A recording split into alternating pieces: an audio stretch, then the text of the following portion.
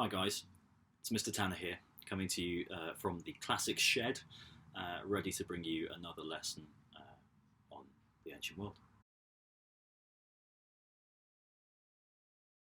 So, today we're going to be talking about the Greek Pantheon. Ancient Greek religion was polytheistic, meaning that they believed in lots of gods and goddesses. Each deity had a particular area of responsibility. They had very human personalities and characteristics, and, unlike many modern deities, were viewed as being far from perfect. Sometimes they were mean, sometimes they were grumpy, sometimes they were arrogant. But they could also be generous and loving and kind to their followers. Grab a pen and some paper, and you can make some notes about each god and their responsibility as we go along. In the beginning, there was chaos. That's to say, a god with a capital C.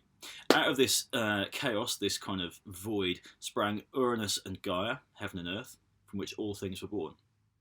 And the original king of the gods was called Cronus. He was their son, and he and his wife had 6 children: Demeter, Hades, Hera, Hestia, Poseidon, and Zeus, that you might have heard of. You may know the myth of Zeus's birth. Cronus was worried one of his offspring would depose him, so he ate each of them as soon as they were born. Finally, Rhea got fed up with this, so she swapped baby Zeus for a rock. When Zeus grew up, he came back to his father and waged war upon him with all sorts of monsters and beasts, and forced his father to throw up all of Zeus's brothers and sisters who'd been living in his stomach all along. And so Zeus became king of the gods. His symbols were... what do you reckon? That's right, lightning bolts, which he could hurl down from Mount Olympus whenever he got annoyed. Mount Olympus was supposedly the home of 12 of the most important Greek gods, known as the Olympians. Zeus was the king of the gods and the god of the sky. He shared the 3 realms with his brothers, so Poseidon was god of the sea, and Hades was god of the underworld. Poseidon's symbol was a 3-pronged fork called a trident, because tri means 3 in Greek and dent means teeth, like the English word dentist.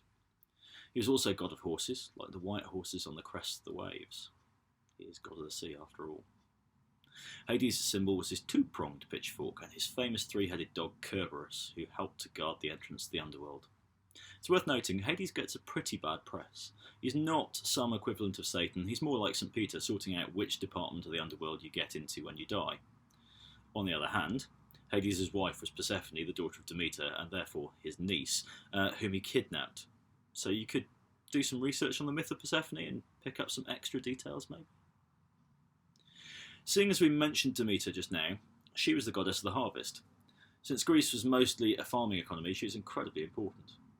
Her symbol was the cornucopia, the horn of plenty, literally an animal horn containing all kinds of lovely fruits and vegetables.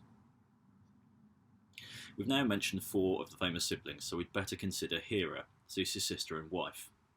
Remember, there wasn't a lot of choice available to him at the time, although he rather made up for this once there were more mortals and demigoddesses to get acquainted with. As Queen of the Gods, Hera was in charge of marriage and motherhood. She was, however, rather the jealous type, which Zeus frequently provoked, let's be clear, and she was smiting mortals who didn't worship her properly. Her symbol is a pomegranate, whose seeds perhaps represent her many descendants. Lastly of the siblings is Hestia, goddess of the hearth.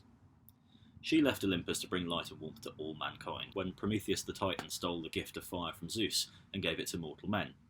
Because she lived on the earth, she was known as a chthonic deity. The Greek word chthon means earth. Which of the previous gods have I mentioned who was also a chthonic deity? Well done if you thought it was Hades. Hestia's place on Olympus was taken by Dionysus, the son of Zeus and a mortal princess from the city of Thebes, named Semele. Now, Semele boasted about the father of her unborn child, so Zeus got rather fed up with her and zapped her with a lightning bolt. Taking pity on the unborn baby, however, he had Dionysus sewn up inside his own thigh until it was the right time for him to be born.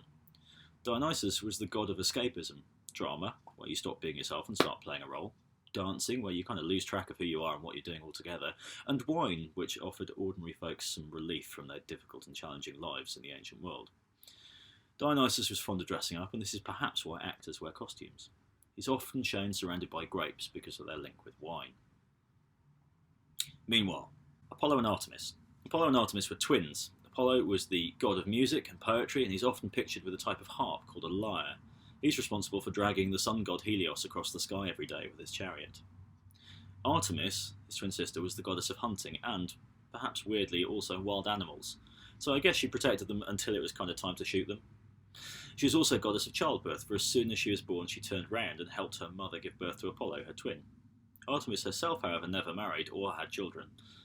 She was a bit of a tomboy, and finally on Artemis she was responsible for dragging the moon, Selene, across the sky every night. Athena, the patron goddess of Athens, was goddess of wisdom and, in particular, battle strategy. She gained her wisdom as she was born directly out of Zeus's brain. He got a terrible headache, and eventually his head split open and out popped Athena, fully formed. She was sometimes worshipped as Athena Nike, goddess of victory, hence the name of the trainers. She's usually seen wearing armour and a helmet, holding a shield, and her symbol was an owl, the wise old bird. The owl, that is, not Athena. Ares, on the other hand, was in charge of good old bloody violence as god of war. He too is represented wearing armour made for him by Hephaestus, and Hephaestus is a really interesting god. He lived on Olympus and had his own workshop inside the mountain, where he used the heat of the earth to forge iron into amazing weapons.